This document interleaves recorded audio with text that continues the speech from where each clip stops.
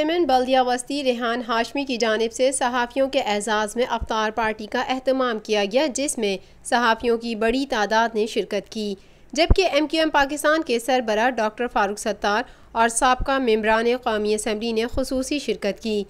Chairman بلدیہ وسطی ریحان ہاشمی نے اس موقع پر صحافیوں سے گفتگو کرتے ہوئے کہا کہ بلدیہ وسطی کی انتظامیہ نامساعد حالات کے باوجود عوامی فلاح بہبود کے کاموں کا تسلسل رمضان میں بھی جاری رکھے ہوئے ہے۔ افطار پارٹی میں بلدیہ وسطی سے تعلق رکھنے والے UC چیئرمین، وائس چیئرمین اور بلدیاتی شعبہ جات کے سربراہان نے بھی بڑی تعداد میں شرکت کی۔ افطار پارٹی کا مقصد پریس، الیکٹرانک میڈیا اور بلدیاتی افسران و ذمہ داران کے ساتھ مل بیٹھنے اور باہمی دلچسپی کی گفتگو کا موقع فراہم کرنا تھا۔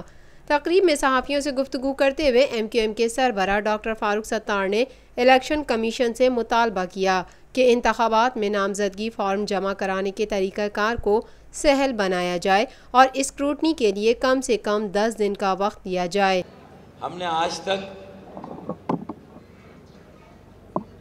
ملک میں ایک ایگزٹ کنٹرول لسٹ کا سنا تھا، نئے عقدے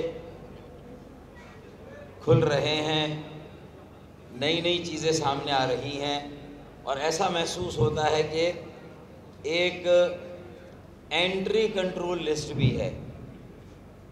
ایگزٹ کنٹرول لسٹ کا تو سنا تھا، لیکن اب معلوم ہوتا ہے کہ کوئی انٹری کنٹرول لسٹ بھی ہے۔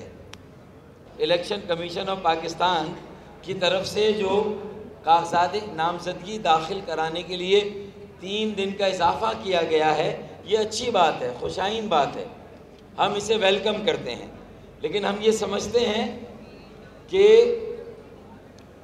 یہ 3 دن بھی جو اضافی دیے گئے ہیں کم پڑیں گے اگر یہ مشکلات کھڑی کی گئیں، آسانیاں پیدا نہ کی گئیں۔ تو میرے خیال میں میری بات واضح ہے، الیکشن کمیشن آف پاکستان اس کا نوٹس لے گا۔ میرے RO صاحبان جو ہمارے لیے قابل احترام ہیں، ان کے اوپر ایک بڑی ذمہ داری ہے، وہ شاید کچھ باتوں کو مناسب سمجھتے ہوں، لیکن یہ الیکشن قوانین میں ان باتوں کا کوئی دخل نہیں ہے۔ فارم کہیں سے بھی حاصل کریں، فارم جمع کرنا، فارم میں معلومات کیا دی گئی ہیں، فارم میں لکھا ہوا کیا ہے، وہ اہم ہے، نہ کہ یہ فارم لیا کہاں سے۔ کیونکہ اگر فرض کر لیں یہ فارم کوئی پرنٹ کرا کے بھی جمع کرا رہا ہے، تو پوری دنیا میں جو بھی درخواستوں کے فارم ہوتے ہیں، ان کو اگر کہیں بھی کوئی بھی پرنٹ کرائے، اس پہ کوئی خاص ہرے رنگ کا کاغذ نہیں لگ رہا، اس میں کوئی خاص قسم کا انگریس ایمبوس نہیں کیا جا رہا، کوئی ڈیزائن، پلین نارمل پیپر پر ہے کاغذات نامزدگی کا فارم۔ تو میں یہ سمجھتا ہوں کہ یہ مشکلات کی بجائے آسانیاں پیدا کی جائیں، پہلی بات یہ ہے، اور 3 دن بڑھائے ہیں، ہم خیر مقدم کر دیں۔ اب یکسوئی کے ساتھ الیکشن لڑنے کی تیاری کرنی چاہیے اور پوری توجہ الیکشن کی طرف مبذول کرنی چاہیے، یہ میری خواہش ہے، یہ MQM کے ووٹ بینک کی خواہش ہے، یہ ہر مہاجر اور ہر مظلوم کی خواہش ہے جو خاص طور پر سندھ کے شہری علاقوں میں رہتا ہے۔ میرے خیال میں یہ میں نے اپنی طرف سے آج اپنی پوزیشن بھی واضح کر دی کہ 5 فروری کو ہم الگ ہوئے تھے، 5 فروری کی اہمیت ہے، 5 فروری کی اہمیت ہے اور 5 فروری ہی کی پوزیشن پر واپس جا کر ہمیں دوبارہ کام شروع کرنا چاہیے، یہ میری ایک رائے ہے اور میں سمجھتا ہوں کہ اس میں بڑا وزن ہے۔ عام جو ووٹ بینک ہے ہمارا، وہ اب ہم سے سیاسی بردباری کا، ہم سے سیاسی اعلیٰ ظرفی کا مظاہرہ ہم سے طلب کر رہا ہے۔ میں نے بال اپنے بہادر آباد کے ساتھیوں کے کورٹ میں ڈال دی ہے، اب ان کی مرضی ہے کہ وہ اس بال کو کس طرح کھیلتے ہیں۔ عامر خان کے کسی جملے کو لے کر یہ طے کرنا ہے کہ یہاں پر بات ختم ہو گئی، تو پھر میری بھی 39-40 سال کی محنت جو ہے وہ میں نے ضائع کر دی. یہ ان کا وتیرہ ہو سکتا ہے. میں نے شرائط لگائی تھی، میں نے ختم کر دی. میں نے خواہش کی تھی، میں نے ختم کر دی. میں نے اضافی اختیارات کی بات کی تھی، میں نے ختم کر دی. میں نے کہا تھا فلاں کے ساتھ کام نہیں کروں گا، میں نے ختم کر دی. میں نے کہا دونوں رابطہ کمیٹیاں تحلیل کریں، نئی بیلنس رابطہ کمیٹی بنائی، میں نے ختم کر دی.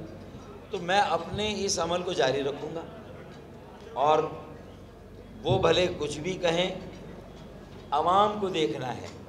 یہ جلسہ بھی ایک کرنے کے لیے میں بہادر آباد گیا تھا، تو پارٹی کو بھی ایک کرنے کے لیے ان کی ان تمام شرائط کے باوجود بھی اگر اب بھی مجھے کچھ کرنا ہے، میرے پلے میں اگر اب بھی کچھ نکلا دینے کے لیے جو کہ میں ڈھونڈ رہا ہوں، تو میں وہ بھی دینے سے گریز نہیں کروں گا.